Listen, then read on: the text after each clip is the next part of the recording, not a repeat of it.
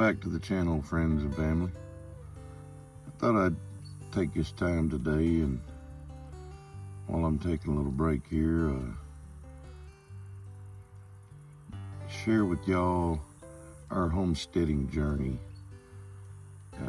To do that, we'll have to go back into time a little ways, because we didn't have a camera to video it when we were building it.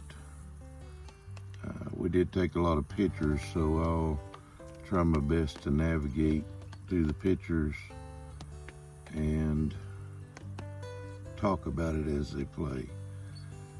So we'll start in January 2008 is when we got pretty serious about drawing up floor plans and deciding how we wanted the house to lay out.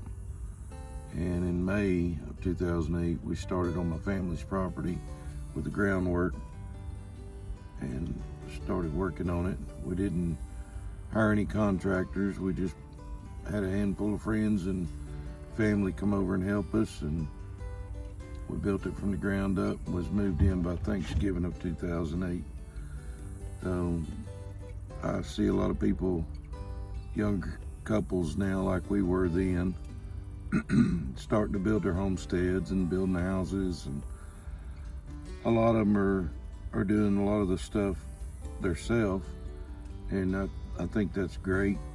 And hopefully through some of our pictures and some of our experience will help some of those that's just now starting that journey, and kind of see where we succeeded and where we may have failed on some things. But again, we didn't have any regulations or restrictions where we were building at on our property. We just kind of had free reign to do it how we thought we should do it and how we wanted to do it. And we did try to follow most codes, and we definitely built things to where they were safe. And I wanted a place that would last for 25 or 30 years. I wanted a place that would be resistive to straight on winds or tornadoes, to weather the time, and that's pretty well what we wound up with. Y'all be sure to comment below or ask any questions you want to about our build, and I'll be sure to answer every one of them. If you have any questions on anything.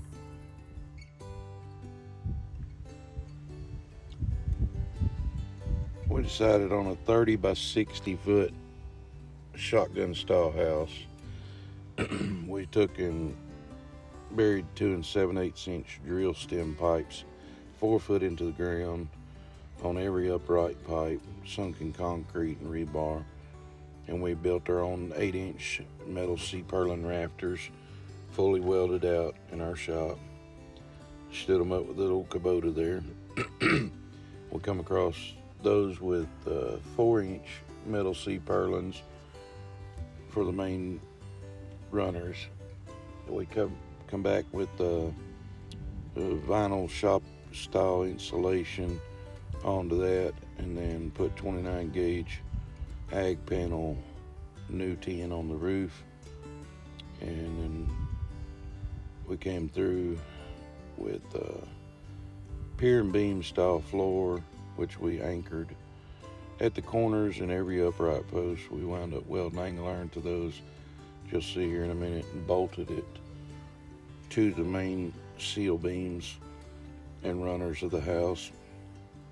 And on top of that, we put in 2 by 6 floor joists every 18 inch on center. And it's just us doing some of the floor there. Some of my in-laws and my brother-in-law. My dad was there. We use that old Lincoln 225 AC crackle box welder there to weld up everything on site. Just working off our old generator there. Air compressor for the nail guns.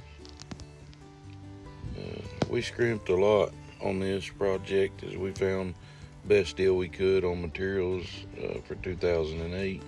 The crash market was kind of crashing. We came up on a lot of good deals, but here you see we put in 3/4 inch tongue and groove plywood on the floor. There's some of those anchors I was telling you about before. As we put the 3/4 inch tongue and groove on the floor, we overlaid that with black felt paper, and then we come back with 3/4 inch tongue and groove OSB running a different direction on top of the floor, which gave us about 1.5 inch floor decking on top of the 2x6. It's a very, very stout way to build it. It's kind of overkill, but we haven't had any sagging or bumps, so over time. We come in with 2x6 exterior walls, and we just built pretty well straight up walls anchored in the floor and the roof together in the upright pipes, and then come back and cut our holes for where we wanted our windows, put them in, and the doors as we desired. We wrapped the exterior of the house in 29 gauge ag panel, new tin again on it, kind of a cream colored, and insulated it with new R19 insulation. And we had a friend of ours that was tearing down an old furniture store near us, and he called us and told us to come get all the free insulation we wanted after we had already started on the walls. And so we went and loaded up 16-foot trailers and truckloads of insulation in 2x4 slat bundles that they took out of the ceiling of that place, and we put it all in the ceiling of ours. It's stacked 2 layers deep in most places, so we really well insulated on the roof. We come in and did all of our own electrical, our own plumbing throughout the house, our own HVAC. We did have a friend of the family who came out and evacuated the AC system and charged it up for us once we had everything else installed. As you can see, we vaulted our ceiling there. We put a 2 8-inch metal C-purlins, the full length there through between the living room and the dining room, and stood 2x6 rafters up onto it and anchored those to make a vaulted ceiling in the living room and the kitchen, living room and the dining room. The kitchen has a flat ceiling, and in the living room we used plywood. In the kitchen and dining room we used corrugated, old rusty corrugated tin on the ceiling for a rustic look. So I'll find some more pictures later on and make a second part to this video of more of how we did the interior to show you all that. We did a lot of sheetrock against my will. I kind of hate sheetrock, but y'all stay tuned for the second part of this build. And like I said, if y'all got any questions or comments about it, feel free to leave them below, and click that subscribe button if you want to see the rest of the videos.